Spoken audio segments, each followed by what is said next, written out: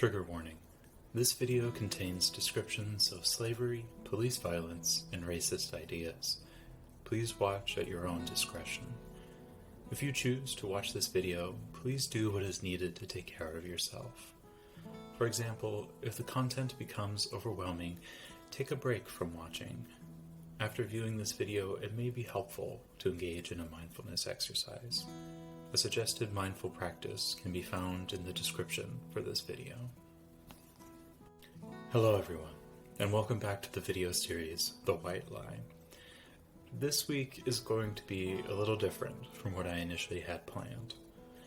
In light of the verdict in the trial of Derek Chauvin, George Floyd's murderer, I thought it would be important to speak up on the history of race and police violence towards persons of color.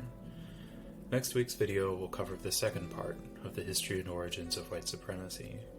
However, some things are just too important to wait to respond. First things first, I want to again convey my intentions and limitations in this video. As with much of the content I speak on, there is seldom enough time to speak to the full nature of police brutality.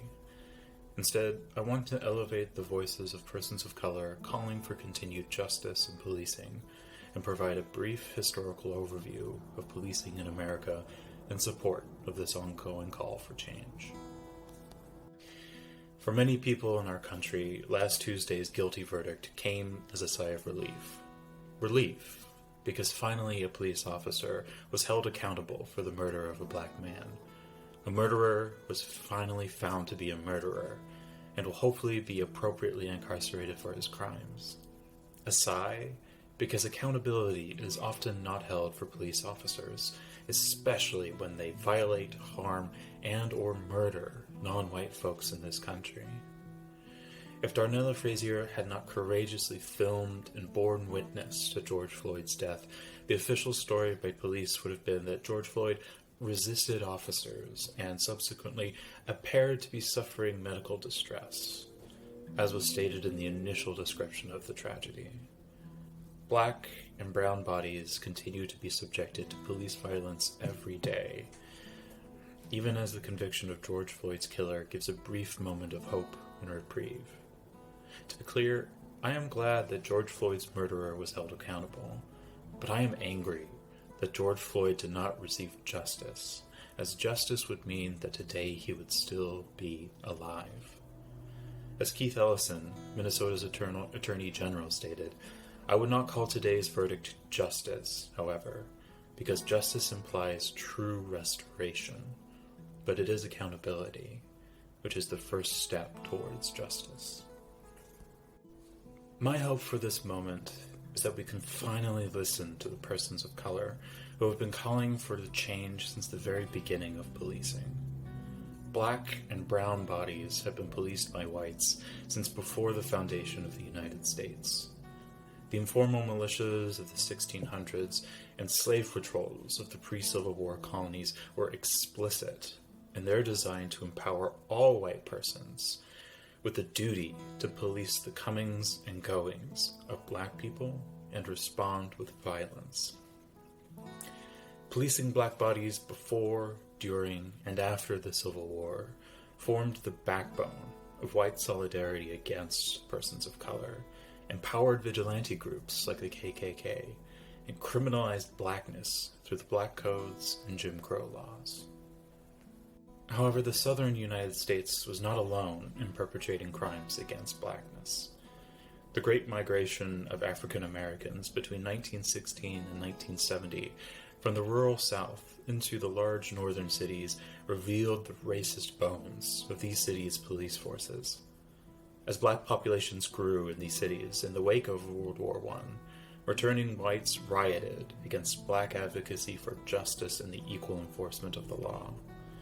Rather than intervening, the police in Chicago, St. Louis, and Philadelphia in the race riots of 1919 either stood by and did nothing, or viciously attacked the black persons fighting for their very lives.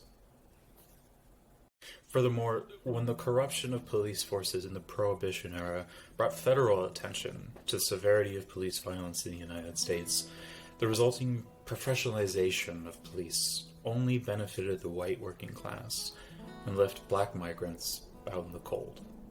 Previous ethnic groups, distinct, such as the Irish and Italian, were purposefully integrated into police forces to provide them the power to enforce racial segregation, rather than it being Irish versus Italian versus Germans versus Poles. Policing once again reconsolidated a wide range of ethnicities into white versus everyone else. So this is a brief history of policing in America. As before, it is incomplete, but it serves to highlight the white lie that policing is fair, unbiased, and is here to protect and serve everyone, not equally.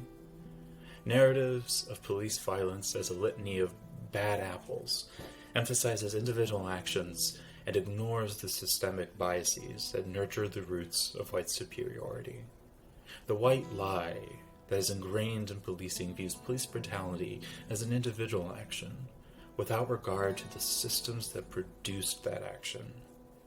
When the justice system convicts one murderer, the system that produced that murderer remains unchanged unless we listen to the people of color continuously advocating for change. We cannot let this one moment of accountability be the end of changing the entire system of white supremacy that created this situation in the first place. Thank you for watching today. As always, there is seldom enough time to fully unpack the topic of police brutality and the overall white supremacist system of policing. Here, you can see some resources to help you discover more.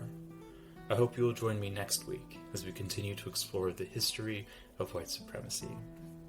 Goodbye for now.